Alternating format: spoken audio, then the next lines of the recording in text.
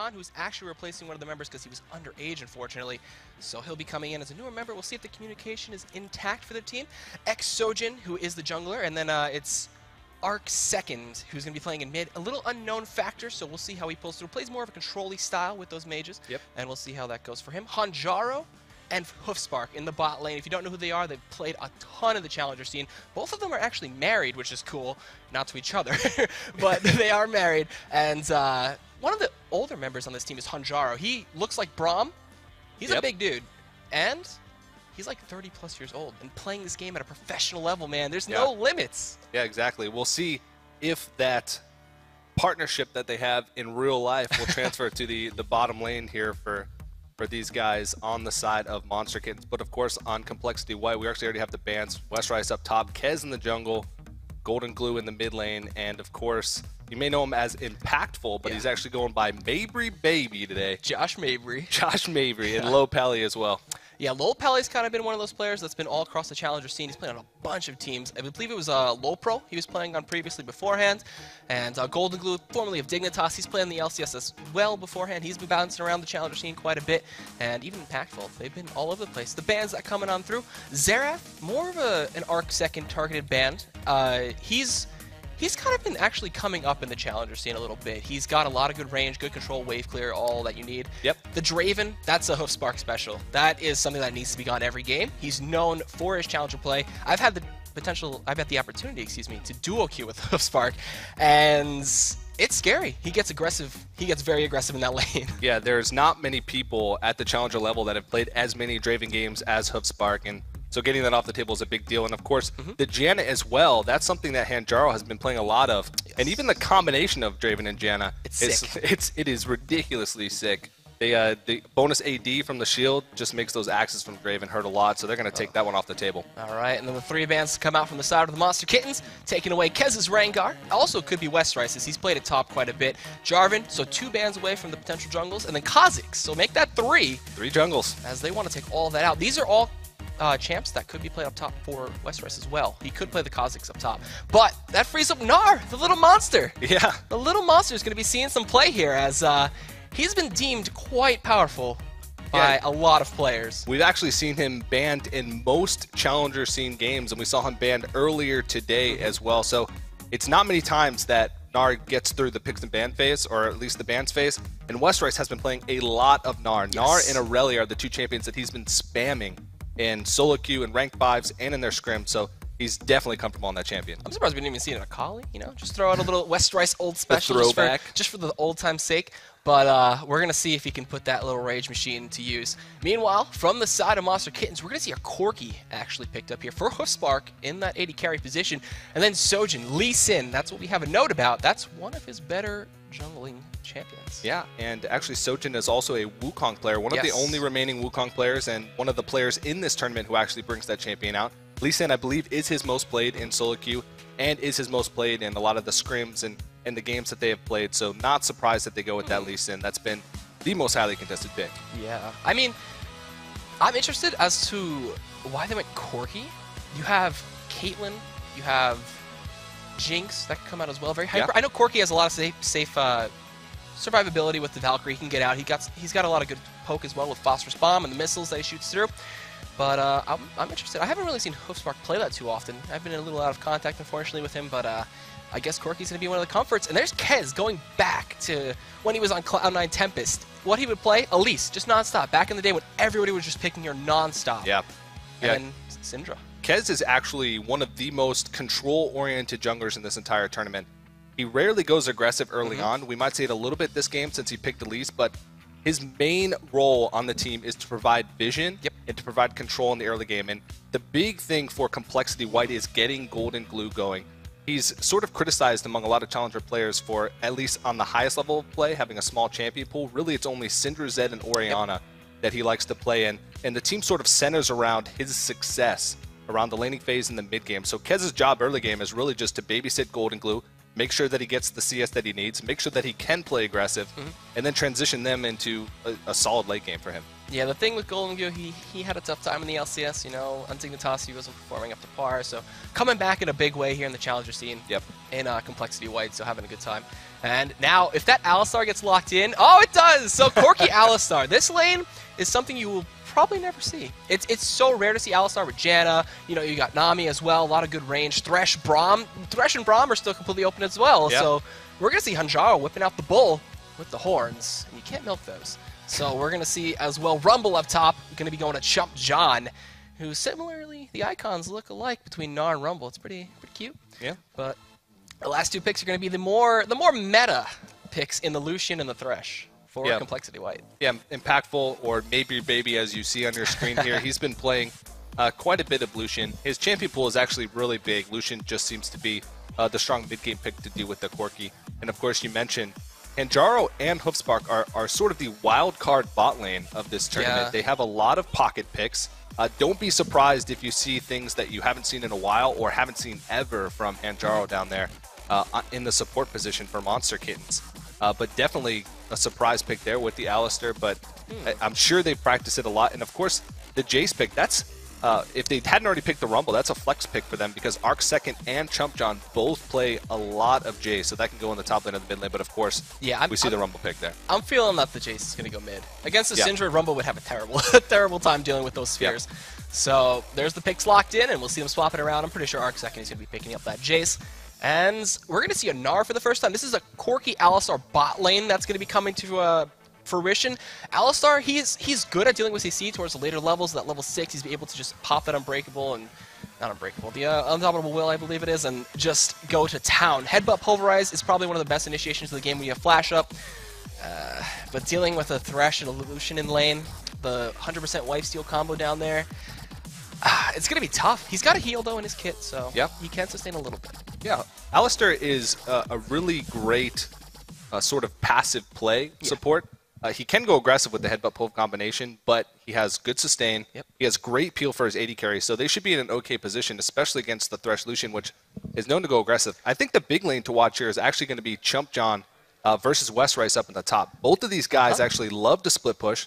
They love to put on map pressure, and they love to play super aggressive. But Rumble can sometimes have a hard time against Gnar, because Gnar can act as a really big lane bully, especially if he gets ahead early. And if you have any opinions or predictions for this match, you can tweet at us at LOL Esports, hashtag LCS expansion, and see who you want to win or what you think about the bot lane matchups. This is going to be actually absurd. It looks like we're going to be ready to hop into this game as they are loading onto the Rift relatively soon. And this is going to be one for the ages, as you never see Alistar anymore. I'm actually just really hyped. As a support player, seeing someone bring out someone who's been kind of tucked away in the cupboard for a little bit, gathering dust, it's nice. Headbutt Pulverize, man. I hope Hanjaro's on point today. Yeah, and these teams are actually a little bit further apart than we saw in the last match. The last match was the middle of the pack, and this match they're a little bit further apart. CompLexity White was actually the 5th seed from the ladder, so the 7th seed overall, and Monstar Kittenz was actually, I believe, the 9th seed. They're a little bit down there. Yeah, so a little bit different rankings there, a little bit more gap between these guys on the ranked 5s ladders, and I've talked to Monstar Kittenz, and they're a little nervous, but they're not scared. I mean, we've talked about their pocket picks. Of course, the Alistar that you're really excited about. I'm really excited about too. Yeah, so looks like we're jumping in the game. All right, so we have it loaded up, and here we go. This is going to be the second match of today. It's going to be CompLexity White taking on Monstar Kittenz, and we're excited. I hope you guys at home are excited. And don't forget to keep tweeting at us using that hashtag as we're on to the Rift, and we're going to see the first Gnar of the day as well. That's going to be West Rice, known for his assassins, known for being that tanky man. And this is going to be good. Kez on Elise jungle too.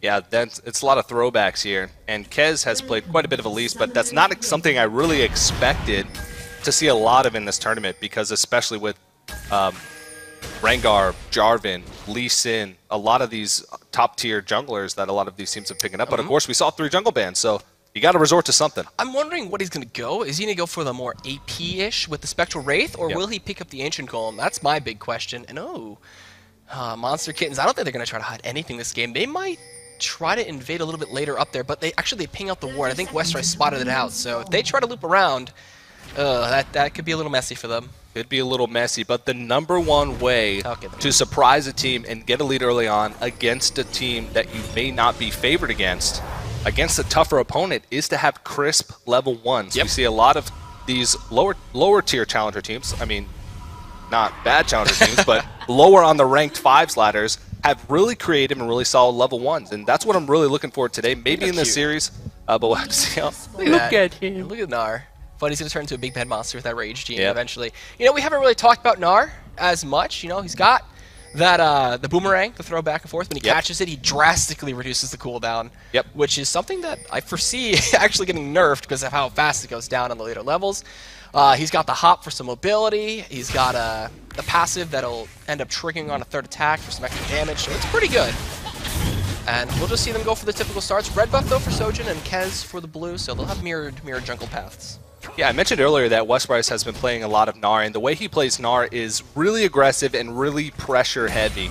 And I talked about CompLexity's style. They love to split push, and they love to control vision on the map so that they have Golden Glue have a safe start and a safe mid game. So they're really going to be looking for, watch Kez focus on the top side of the map in the mid a lot in this game. He's probably going to build an early sightstone because that's usually what he likes to do to really control that vision in the early to mid game. We can see that from Sojin as well. The Lee Sin. It's pretty more common to see a sightstone on the Lee Sin. But this bot lane, we haven't really talked about it too much. Relic Shield for both support, so they're looking to get that extra sustain in the lane, as well as later on they'll get a little bit of extra gold on top of it. So as we saw before, it looks like they're keeping relatively even with each other. Both supports are saving up for that next charge to get the cannon minion, as that is very important for them as they split the gold, and it'll help them farm up just a bit.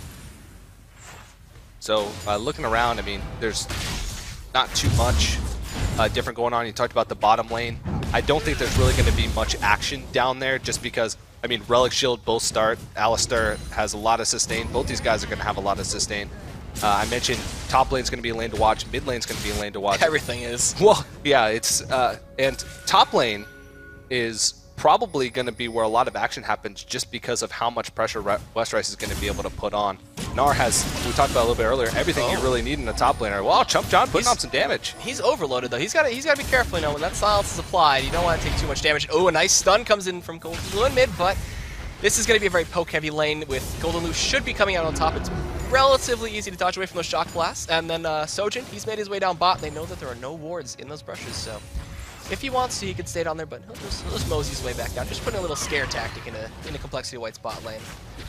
One thing about Golden Glue that he does a lot is go for the instant level 6 skill, especially on Syndra. You can see right away he's already aggressing. And Arcsecond really has to make sure that he's aware of his health total as he approaches at level 6. That dissonance through the creeps, but they're not going to commit fully towards it. They do just get a little bit of harass, but it's so hard to actually stick damage when there's an Alistar in the lane. It just keeps on healing. It's so hard for either of these bot lane duos to be able to engage just because they have like the ultimate peel supports going on down there. So yeah, now that you mentioned that, like the peeling that the Alistar can provide, the headbutt, the pulverize, he's got the exhaust on top of it. So it's going to be tough to kill this lane, and Alistar is, I believe, the tankiest support in the game when he's in that earlier stage. So with the Relic Shield on top, it's so hard to kill him. And actually, we did see Arcsecond get forced back out of his lane, so Sojin's going to soak up some extra gold and some XP. And this is sort of how CompLexity White loves to play. Oh, look at that awkward angle from Low Pally, but there's the great response from Hanjaro, just a headbutt right away. Get out of here, Marby, baby. You ain't touching Host Spark. Yep. But yeah, this is exactly how CompLexity White loves to play. They like to win the laning phase and transition into late game. They split push a lot, they get Golden Glue going, and that's how they win games. And right now, look at the gold. That's 500 gold lead, 600 gold lead just from being stronger in lane. The top lane CS discrepancy, the bottom lane CS discrepancy, and we talked about how good Golden Glue is playing in the mid lane right now, bullying him out, and of course how aggressive he likes to play once he hits that level 6 on the Syndra. I think CompLexity White is probably happy with the start that they've had to this game. I would be happy too. You know, your mid lane's getting some good farm and forcing Arcsecond back in that minor XP. Oh, Sojin. He's walking forward. There's a ward actually spotting him out. Golden Glue is not level 6 though. Does find a nice little stun on top of him and it applies a little bit of harass and will prevent him from scouting up that river any further. They might be pulling in Kez. They have the Lantern available. If he finds a death sentence, this could be pretty dangerous. But oh, that phosphorus bomb didn't connect on a little Pelly? Interesting. They're trying to, they have Kez in the river, so they have the backup. And of course, look at those items. Kez, first item, Sightstone. doesn't even upgrade the machete, just goes straight for that vision. And you can see there's already 4 wards around the dragon area and around that mid lane for the side of CompLexity White, and this is just Kez being Kez right now. Yeah, I love the control he's exerting right now, but Sojin coming from behind right now, trying to get some pressure onto Golden Glue mid, doesn't find the Sonic Wave, and he'll just safeguard away. He's looking for something. He wants to set up some early aggression, but this CompLexity White side, they can play as passive as they want to and be completely content. And, oh, Kez found the pink ward that Sojin placed out. Oh, and Arc Second gonna take a bunch of damage. There's the Unleashed Power. Can he find the kills? The question. Nope, he cannot. He'll force the flash, and that's a big cooldown down for Arc Second. And the gold lead just continues to grow for CompLexity White here.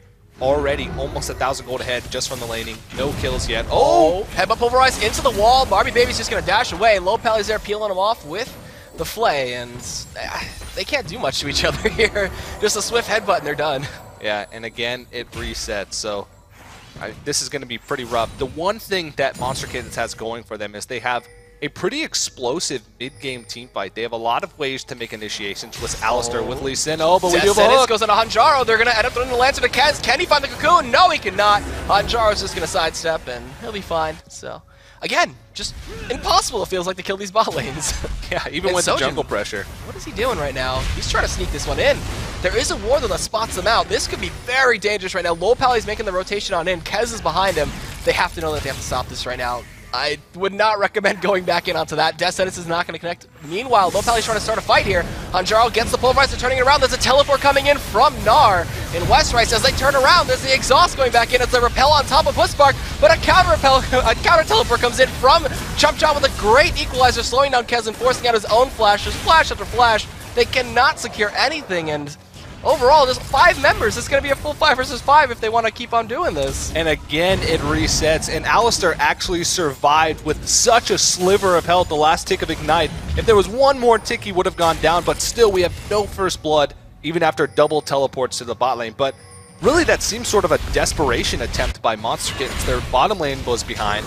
Their mid lane wasn't in a great position. Golden Glue had back, but other than that, they really had no point and no real reason to start the dragon at that point in the game, and they almost paid for it, but they didn't lose any kills, but they're still falling a little bit behind in this game. I like what Arc is building right now. He's building an early Hex Drinker. He's got the longsword and the Null Magic Mantle, so that shield is actually deceptively huge in the earlier game, and it could block out a tremendous amount of damage from Golden Blue Cinder there, and we'll see him just pick up a blue buff, head back to lane. And Chump John, he's hanging out here. They cleared out the wards, and he's starting it. But Sojin is a long ways back, and there's a ward to come in from Low Pally, so they know what's happening. And I'm a little questionable about this play. Monster Kittenz are really forcing out this objective. They have 5 members there, so why not now? Kez is going to go steal red. Yeah, the way they're doing it is smart, but they're just sort of doing it to try and get themselves back to the game because they know that they're going to keep falling behind. They don't try to make things happen and get some global objectives. That brings them awfully a lot closer in the gold count. It's about 500. But at the same time, Kez picks up a lot of control on the top side of the map. They're prepping the sphere. Oh, wow. He doesn't see it. They get the cocoon on top of it. There's the Unleashed Power on top of him, and he will end up dropping to the Ignite. Will he survive? No, he's got the junk shield, and he will stay alive. So, again, Scrapes, no first blood. No first blood for 10 minutes. Slivers of health. These guys are surviving with the Ignites. Not quite enough to take these guys out. And again, no first blood. How long are we going to go without a first blood? We do see the first turret going down. We saw the first dragon. So first blood is all that's left. All right, and the first turret going to fall to the top lane as Gnar being left alone. And he built an early Brutalizer too, so getting some good armor penetration. Oh, Headbutt Pulverize comes through from Hanjaro. Try to initiate onto Low Pally, but they just get the burst damage and they're content with that. He's got some biscuits though that'll be munching on, and he'll just sustain backup, no problem. It's really hard for them to lose trades, but at the same time, it's becoming really hard for Hanjaro and Hoofspark to win trades as well. It just seems like these guys have absolutely no kill potential. But looking across to the top side of the map, though, is where the largest CS discrepancy has formed. 40 CS Westrice is up on Chump John. And a little bit of that is due to he went down for the dragon, but a lot of it's due to just the nature of Gnar in lane and how much of a bully he can be. You talked about the boomerang, such a low cooldown when you catch it, and then of course he can just go into melee form and initiate on you if you get too low. So you got to be really careful up in lanes against that. Rubble, not really known as a strong laner in general. No. He does end up losing out to range pretty hard. Oh, Arc Second Will he be forced back out? He doesn't have his Hex Shrinker. This is one Unleashed Power and he's dead. Golden Glue doesn't have Flash available. Sojin gonna make his presence known again. Doesn't find Sonic Wave. He's got to be careful himself. As those spheres keep hitting, they will have to watch out.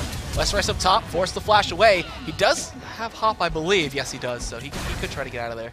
But again, this is Chump John actually exerting an advantage that he can make up there. But in the mid lane, this tier 1 looking to fall. Sojin has seen opportunities to gank, but it seems like he's really hesitant to pull the trigger. He's actually missed a few Sonic Waves. And just by the way he's positioning, it actually feels like he doesn't want to land the Sonic Waves because he feels like he's going to die if he jumps in. Maybe it's just nerves, you know? It could be nerves. This is the first game for these guys. Yeah, so maybe that's affecting him just a little bit. There's Mega Gnar going back to base. As once that Rage Bar fills up, he does transform. And Golden Glue, he's found himself a hefty amount of farm as well over Arc Seconds. So struggling just a bit there on that Jace. Normally we just see Jace, you know, Shock Blast and be fine with it, but he is having a tough time for the veteran in Golden Glue. It's really rare that we see this type of play happen at a competitive level where a team just solely focuses on the laning phase and getting vision around their lanes to win a game. And that's exactly what CompLexity White's doing. They're not trying to make any fancy plays. Yep. They're not trying to do anything. They're reactionary teleports, reactionary counter ganks, making sure they cover the map with wards, and just winning lanes. And that's all they're doing across every lane. And those are some big discrepancies in the top and the mid lane. And that's not something that we see a lot. And they're really sort of putting it on Monster Kittens to be the one to make a move, because if they just sit here, they're going to bleed out. A nice stun comes in. Sojin's going to get blown up here. Will it be first blood? The repel comes through and the auto attack from Kez, and that'll be first blood at 13 minutes for CompLexity White, and trying to set up some safety wards, but it just backfires. They finally managed to pick it up. The 1 versus 1 coming out from Hoofspark as Marby Baby going to pop the heal and chase him down. Relentless pursuit. The calling comes through. He forces the flash out on Hoofspark. Stays alive just barely. Hanjaro in the meantime, he left alone. He left Hoofspark alone to go help out his team just a bit. Oh, he flashes forward and gets it with that Gunslinger passive. And that'll be the second kill of the game, going over to Marby Baby. Yeah, now Monster Kittens is in a really rough spot. They're starting to fall really far behind in this game. And, I mean, they have to sort of play to their strengths with this team comp. They have such great mid-game engagement, but at the same time, it seems like they're hesitating. That was a phenomenal play there. Throwing the Lancer to get vision, then just grabbing that blue buff over the side. Hanjaro's there. He's going to get flayed back through the head, but he's trying to do what he can. Throwing the blue buff on top of him and scattering him backwards. He does end up popping the ultimate, and Sojin, can he find the kick? He kicks Golden Glue into the wall. He's not going to be able to get him anywhere near his team. The exhaust is there to slow him down. They're chasing him out, but Golden Glue kiting. He's got that fresh blue buff on him. Sojin without any energy, and there's a great Dark Passage to pull him to safety. Still, nobody on CompLexity's managed to die. Stun goes into Sojin. Westerice, he's looking for it. He's just throwing those boomerangs and catching them, just being a pesky Gnar. Hops over the wall, trying to get that slow, but just can't find it. And Low Pally, he's looking, he's sneaky. And we didn't really talk about, but Low Pally is a shot caller for CompLexity White. Yeah, Low Pally and Kez is very vocal, especially in the early game. We talked about that a little bit earlier as well. Low Pally was, I believe, the shot caller for LoL Pro as well when they were making their run through the NACS Challenger playoffs. So he's had a lot of experience with that. I mean, a lot of these guys have had a lot of experience almost getting into the LCS. Golden Glue had his time to shine, and Impactful almost made it. Kez had his time to shine as well, so these guys are really hungry to make it back, and you can tell they're playing so crisp right now, controlling the vision on the map, winning the lanes, and they're playing almost flawlessly at this point. Oh, jeez, that's so annoying to deal with. Gnar is just... Look at that. Look how far it goes back, too. It just doesn't matter. Oh, well. But that's just them pushing their advantages. 4,000 gold up to this point. 3 turrets to none. And now they're asserting that map pressure in the opposing jungle of Monster Kittens. Yeah, and I'm actually surprised that they're not sending Westerice up into the top lane to try and shut Chump John out even more, but Hoofspark could be in trouble. Flay? No, exactly. He's holding on to it. He actually dodged 1 stun. He does get Death Sentence and unleash the power, and Golden Glue will find his first kill of the game, taking down poor old little Hoofspark. And that's just CompLexity White controlling the entire map at this point in the game. Look at the wards. There's about 6 on that blue side of the map. It doesn't even look like there's fog of war right now. Nope. They have the entire right side of the map lit up. So hard to deal with. And also, Marby Baby, he picked up about a pre-15-minute Infinity's Edge. So doing a ton of work with the farm in that kill. As in the mid lane, they're looking for more. Cocoon connects on Arc second. They cannot find the play. He does end up getting pushed back. He's got the help of that Hextran to stay alive for a little bit, but Westrice up top. Meganar taking down Rumble. And that'll be just the one for none, and still proving to be pretty hard to kill in the mid lane. Monster Kittens just barely making it out. Yeah, at this point in the game, it's almost impossible for CompLexity to be able to stay in the lane. He's 50 CS down. They aren't even there in global gold because of the 3 turrets to 0, even with the dragon that they picked up. And it's just so hard to lane against him. He didn't even use his flash in that situation because he knew that he was just dead. So this is just looking so rough for Monster Kittens. And I mean, what do they got to do to get back in this game? It's going to be so tough. A miracle headbutt pulverizer, like a miracle pulverize and headbutt golden glue in, and just hope that he doesn't flash out. The perfect equalizer. Yes, the real meaning behind the equalizer is to try to equalize the fight, but if you can't do it, Hanjaro, he's gonna pop that ultimate, he gets that pulverize with the flash in. Can they find their kill? But no, the Dark Passage is gonna pull golden glue to safety, and both teams, it's only 4 kills in 17 minutes, but they have such a tough time securing. There's not that much hard lockdown from the side of Monster Kittens. Yeah, they both seem to be playing really passive team comps. It's weird, they're both sort of playing the same style. It just seems like CompLexity is playing it just a little bit better. And that's where we find the low kill score. That's where we find the very passive lane strategies. Even though they're going for kills, they're not going all in for kills. And they're playing a little bit conservatively. Yeah. Which is, Monster Kittens at this point cannot play conservatively. Hanjaro tried to make the big play, but really nothing's coming of it. Yeah, I mean, it's so hard. A Gnar that gets ahead is one of the toughest things to deal with. He's just so tanky. With that Brutalizer, he can just chunk you down with the Boomerang, and now he's building the makings of what looks like a Sunfire Cave, and then on top of that, he'll probably get a Banshee's Veil, or a Spear Visage if he wants to. But it's going to be near impossible to kill him once he transforms into that Mega Gnar. And he's so disruptive in teamfights when he gets into that Mega Gnar form that once he gets tanky enough, he could still do a lot of damage, provide the initiation, and just be a huge front line. Which is something that Westrice does all the time. He's just headbutting it. Bashes it, doesn't care. He's lost all of his intel just to become a giant monster. Yep. Alright, but he's putting that pressure down bot. He's going to split push away, and this is what Westrice does. You give him his room, he'll pretty much just take everything he can. Yeah, he's making CompLexity look like a chump because CompLexity's usually the one who does this. Yeah. He's the map pressure guy. He's the guy that's drawing 4 people to the top lane and then making it out alive, and he's just not able to do that this game because he's so far behind. He's trying to scrape up CS now, and it's just so hard because they're having to give the CS over to Arc second, they're having to give the CS over to Hoofspark, and they can't move very far out of their base and into their jungle just because of the vision control that CompLexity White is exerting all the way across the map. Yeah, look at Westrice, man. Just goes into Mega Gnar. There's no one who can deal with him right now. Not even Hoofspark. He's trying to just clear out the wave and stop him from pushing as much as possible, but it's just too hard. Gnar, he is a very, very hard force to deal with, and if he even gets a nice combo with the Rage just built up and he transforms with a hop in and just Gnars people onto the wall, that is the name of his ultimate. It is his name. It's just a little ridiculous to deal with. Yeah, the one thing they do have going for them is that if they do manage to catch out Golden Glue, if they do manage to catch out Impactful or Mayberry Baby, then they will be in a pretty good position. CompLexity has hit a big power spike. That level 11 equalizer is a big deal in these mid-game team fights. So if they can land a good one and they can get a kick or a headbutt pulverized on the Golden Glue, take them out of the fight, then they're going to be in pretty good shape because we talked about how potent Gnar is, but Elise is not really going to scale well as this game goes on, especially with his build. He goes for that heavy cooldown reduction build. He's basically going to be a cocoon bot as this game progresses. He's getting a little tankier, though. He's getting a little bit tankier, but Elise's damage is nowhere near what it used to be. No, they nerfed that quite a while ago, and again, we saw Golden Glue steal away another blue buff from Sojin. That hurts Arc second. That hurts Sojin as well. He's 2 levels behind Kez, and he is just really suffering in this jungle. Yeah, and that's something that Lee Sin can't really afford. Lee Sin, another jungler who doesn't scale very well.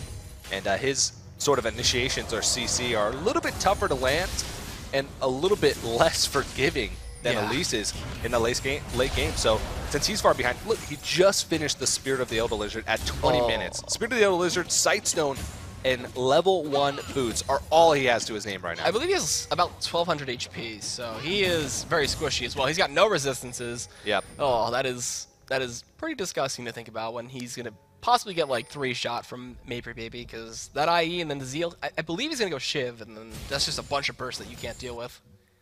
Yeah, so right now, vision control, the name of the game. Whoa! They found Low Pally. They're going to get the help up over Ice. He's going to be able to shield him up just a little bit, but with some support from Golden Glue through the wall, they find a Death Sentence on top of it. Hanjaro has the ultimate, but Gnar flashing through, finding a Gnar ultimate at the Sojin. Meanwhile, Hanjaro just being a huge zone bot. Chump John comes in with the equalizer, going to zone off Golden Glue just a bit. Meanwhile, they're just diving in. Low Pally finds himself a kill at a Chump John. Hanjaro and Sojin doing what they can, but not enough damage between the two. So one's going to fall. Looks like a second to go. Golden Glue will find himself his second kill, and just Westrice in the backline dealing with those squishies, taking him down one by one. Westrice, will he dive is the question. He caught the boomerang, and no, not going to find him on the comeback from that, and that'll be the tier 2 going down, and 3 deaths over to Monster Kittenz. And I mean, that's sort of what Monster Kittenz had to do in that situation. They had to try and take advantage of mispositioning from CompLexity.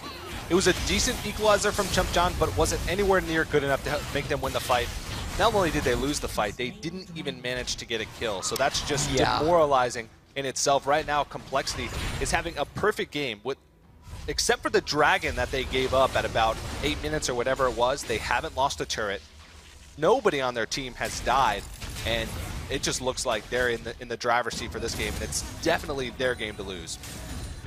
I mean, that last fight was probably one of the more optimal initiations they had too, but like we saw, just completely devolved into a massacre, you could say. And Sojin, he's trying his best to come back in here. He'll probably just tank up. I mean, if he goes raw damage, we saw what happened. He just melted. Even Kez was just doing a bunch of damage to him with that Venomous Bite combination coming in from the Spider form. So now we're going to see him take control of the Baron Pit and most likely try to just push out the rest of these tier 2s and just secure Baron. Yeah, it's still relatively early in the game to do Baron. Yeah. 22 minutes. Their Baron taking team is okay, but it's not the best. So no. I doubt they're going to want to risk it unless they manage to get a pick or unless they're 100% sure that they have vision control over the entire red side area. But I mean, CompLexity White can have a lot of wiggle room here as far as what they can do to win. They have a good power spike right now. They have the level 2 ultimates from their solo laners, and Kez is getting ramped up as well. So they're in a great position, and even if they make a couple mistakes, they can still win this game. It's going to be up to Monster Kittenz to really find the perfect engagements, because that's all. No, Chump John, he's going to get stunned. Yes. There's the spheres coming through, unleash the power, but he's actually pretty tanky, so he stays alive through the Ignite. He's got to heal from Hanjaro, but Sojin now, he's got to be careful, gets slowed up, safeguards away, but no, just so much damage coming in from this Syndra right now from Golden Glue, and even a Cocoon on top of it to harass out Hanjaro. And with that death, they could try to go for Baron, but I believe the safer play here is going to be to go for that mid-tier 3. Yeah, they have decent siege. Gnar can be a nuisance in siege situations because he just constantly throws out that boomerang, and if you get too low, if he goes in that Mega Gnar form, he will not hesitate to dive the turret for initiation. That was a good attempt at the blind stun there, and looking for a death sentence, they can't do it. Hoofspark, he's got to be careful too, eating those spears to the face. Having a tough time, but maybe baby, getting left alone, gets free tier 2, and that's the last of the outers done. So once they move in towards this base, it is going to be a tough time for Monster Kittenz. Honestly, I'd probably be thinking about maybe next game. Yeah, at this point in the game, you really just want to sort of chalk up the loss and say, hey, what can we do better? What do we want to get off the table? What do we want to make sure that we do better next game to give ourselves a better chance? Taking non-CC top and mid lanes kind of hurt them a little bit. The burst is great, don't get me wrong. A Rumble and Jace late game are huge assets with the combos that they can bring out, but this game, they needed something to help with the ganks from Sojin. That Lee Sin couldn't find anything. He didn't really have any follow-up, and you could see him really trying to make plays in the early game, but there was just no room. He just didn't have any potential for ganks. He didn't have any potential to find early kills or early pressure. A lot of that was due to Kez building Sightstone as the first item, so all the lanes are pretty safe. Yeah. But a lot of that was exactly what you said. They just don't have the follow-up on these solo laners. And again, just the whole red buff side of the map is lit up from CompLexity White. So Arcsecond has not gotten many blue buffs this game. I think he's only gotten one, maybe even zero. I don't think he's gotten any, actually, because they stole 3, which is this current one that's on Golden Glue right now. So he is having a tough time. He finished a Miramana, which is a nice burst in damage. He's also 0/0/0, so he's been silently farming up and trying not to die as much as possible and just laying some damage, but it's so hard. he can't initiate, he can't poke out. They're really sustaining, really taking. Look at Westrice. He's got his randoms and his Spear Visage. Like, they can't kill him. Westrice will just stand in the way in those turret sieging situations, absorb all the shock blasts. And he's got a Brutalizer, but hasn't made much headway on that last Whisper, so he's not going to really be doing much damage to Westrice, who has a lot of armor. Panjaro, he's going to pop the ultimate, but for how long can he survive through this? He flashes away. Soldier's going to safeguard. They got Chump John in the back, so that Flame Spitter going to scare him away just a bit, as they might want to try to re-engage here. It's 4 versus 4, but without Hoofspark, they're losing a lot of damage.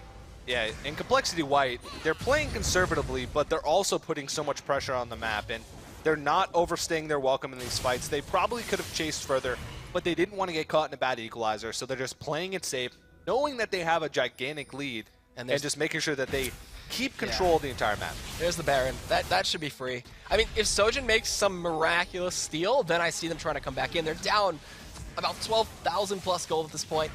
They have to know. They have to be spelling this out. They're hugging the wall. There's the flashover. Unleash power. And Mabry Baby will secure himself that kill. And that's another Baron. That's not another Baron. That's the first Baron of the game. Most likely going over. There's the equalizer. Ken's standing in it right now. All right, so he gets a smite. There's a death sentence over, but Low Pally won't follow it through. A nice flight through the wall.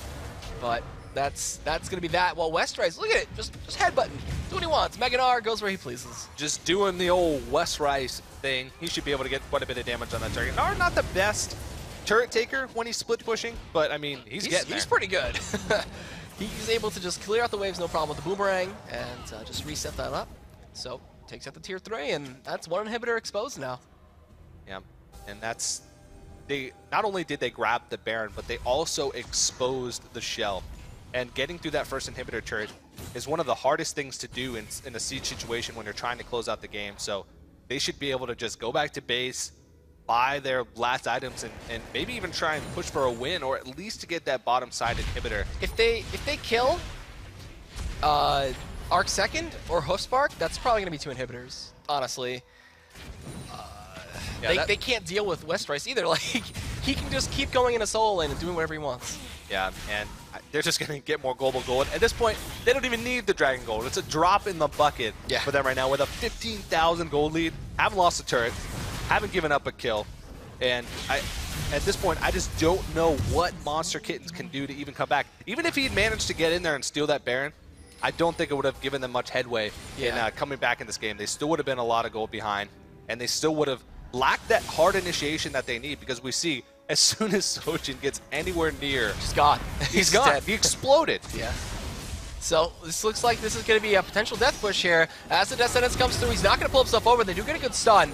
And they're going to kind of ignore them, just keep them off to the side, and now focus down this inhibitor, as this is looking to be the first one of the game. Maybe, though, got to be careful. He's still really squishy. He doesn't have a Banshee's Veil or anything like that just yet to give him that little bit of extra life, so he's got to be very mindful. But Westrice, he doesn't care. Look at him, just throwing the boomerangs. It doesn't matter at all. He's got Meganar ready if he wants to transform into it, which he will anyway because he can't stop it. So he was just looking at position just in case they came in, and that'll be the first one going down to the bot lane, and should be able to cinch the second one in the mid. Yeah, there's just not much that Monster Kittenz can do to look at defend. that damage! Oh, wow, he almost goes down just from a little bit of damage plus the ultimate, so now he's got to go back. There's going to be a big opportunity for them to push down. They have to use the equalizer just to push them off the turret. It didn't even do any damage. It was just a zoning equalizer, trying to just delay this game as much as possible, trying to get themselves back into it, but, you know, Hoofspark, he's down a whole item. He's trying to build his Infinity's Edge now, but it's just not going to be in time. I mean, they're still pushing down. They're trying to get the stuns. CompLexity White just looking to close this one out. This is a methodical play. They're trying to keep it to a perfect game. 9 kills, 0 deaths. If they can keep it, this is very, very impressive stuff for them. A lot of people talk about the Corki power spike once he finishes that Trinity Force and maybe even the Zork boots. Anything. It just, the game passed him up completely. He hit that Trinity Force, but what was he going to do with it? He didn't have any opportunities to make an impact on this game, and that's sort of the story of these Monster Kittenz solo laners. Both those champions have potential. Oh, he jumps in! Look at that kick! Just kicks him straight out of the air in the hop, but he goes in with the Nar, saying, "You kicking me? Nuh-uh." He's going to turn around, knock him into the inhibitor. There's the culling coming through. They're doing a bunch of damage. Kez has to repel up. He's very hurt at this point, but they're just falling one by one, and it looks like Monster Kittenz, this is going to be the first game going over to CompLexity White with a triple kill for Mabry Baby, making an impact in this game and looking to take it out.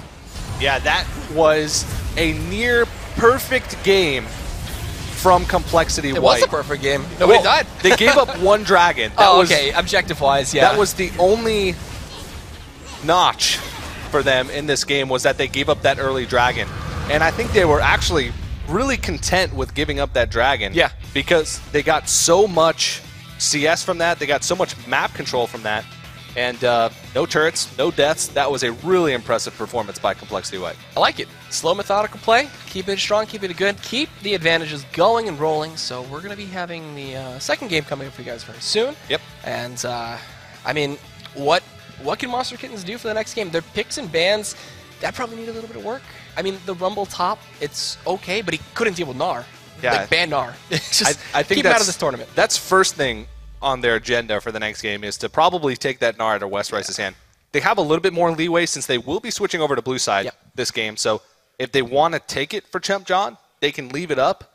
But at the same time, it might just be safe to just go ahead and get it out so that the way they can get some of their own comfort picks up in the top lane. But, I mean, that's got to be really demoralizing for Monster Kittens. Aside from picks and bans, they really just got to get themselves together, shake that game off, and just have a fresh mindset going into game 2. The bot lane, too, was another thing to highlight. Maybe Baby and Low Pally were very even with Hoofspark and Hanjaro. They were playing the trades back and forth very well, using the relic shields when they could and healing up as much as possible between each other. And it looks like we're going to get to see this second game as the picks and bans are coming up right now. No breaks here.